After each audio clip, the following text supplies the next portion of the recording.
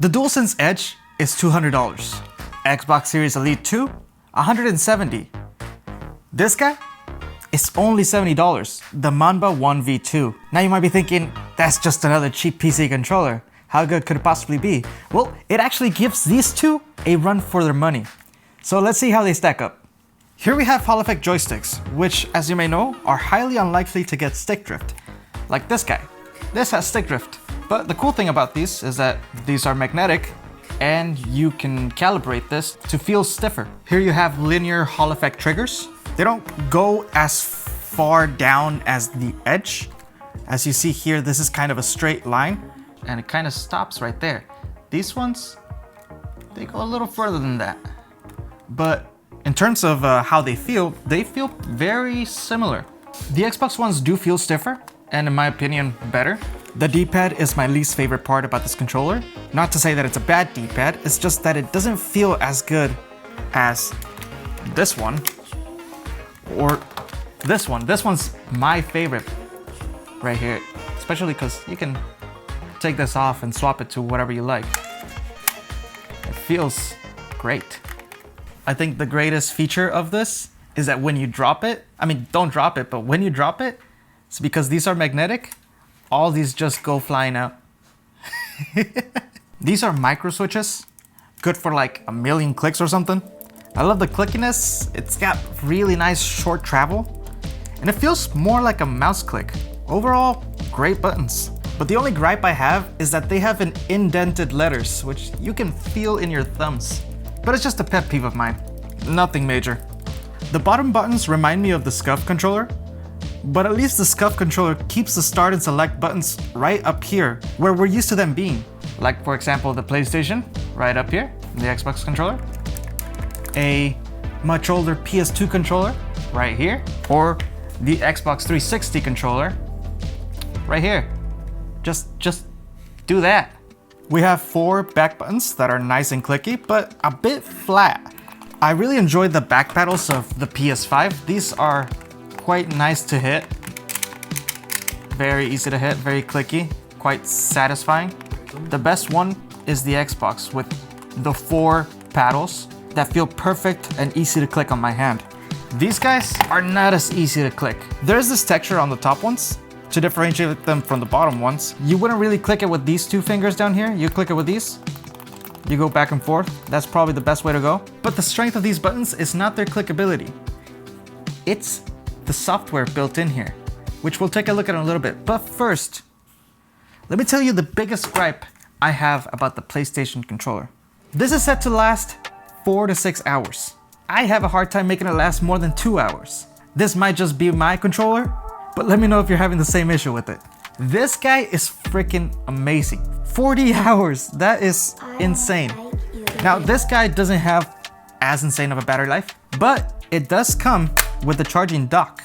Just set it down and forget it. I haven't worried about charging it since I got it. I've had it for 3 weeks now, and every time I pick it back up, it's at 100. The back buttons feel nice and clicky. They are ALPS technology, which are kind of like the micro switches that last a very long time, good for a billion, gazillion, for billion clicks. Don't quote me on that, that's probably not true. I just pulled it out of my... Looking solely at style and design, this is the best budget controller I've ever seen, especially because of this right here. You can actually see the vibration motors right in there. Look at them. Look at those beauties. One of my gripes about it is that this edge right here is kind of sharp. So when you have this right here, it's kind of rubbing against it. It feels a little sharp. It doesn't need to be that way. You could have done it nice and smooth.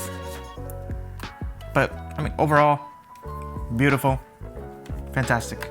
We also have trigger stops, which are by far the easiest out of the 3 to move up and down. It's just one quick slide. Quite fidgety too. That's really fun. And if we remove this wonderful backing right here, you can see right here, it'll move between big and small. Pretty cool. In mode, you have PC, Switch, Android, and iOS. I'm using Switch right now on the PC because this allows me to use gyro. If I put it on PC, Steam will think this is an Xbox controller. And as you know, there's no gyro in this. So, Switch it is. What is Switch used for? Nintendo Switch? No, your Switch. Well, what's it called? Why is it called Switch? Why is that setting called Switch? Because it's for Nintendo Switch. Oh, well, I guess. Switch mode. Let's take a look at display real quick. Here you can select the brightness of this. All the way up is fine. This is really not that bright. LED colors. You can switch the color of these guys. As well as coming over here and switching it from breathing, like it's doing now, to always on. Let's go to more.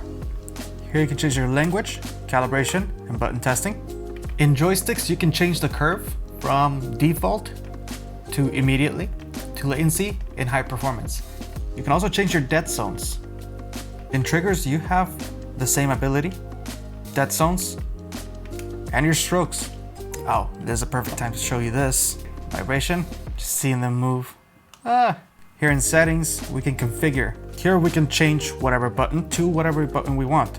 Right now, because I have it in Switch, I changed A to be B and B to be A. Now the M buttons are the true magic of this. All right, the ones back here, the back buttons. All right, so let's change M1 to be a 500 Hell Bomb in Helldivers, which is up, right, down, down, down. Okay? So if you do it faster here, it's gonna be faster. So we're gonna clear it by holding M3, okay? Okay. And that's as fast as it's gonna be in game. So we'll do one more and then we'll try it in game.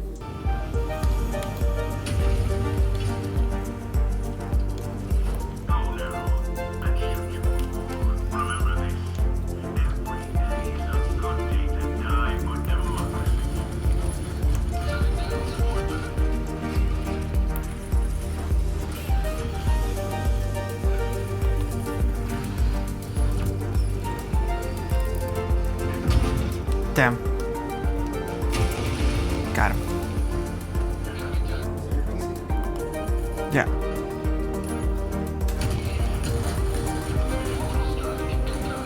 Alright, sure, this doesn't use the best high-end materials, metals, magnets, and stuff.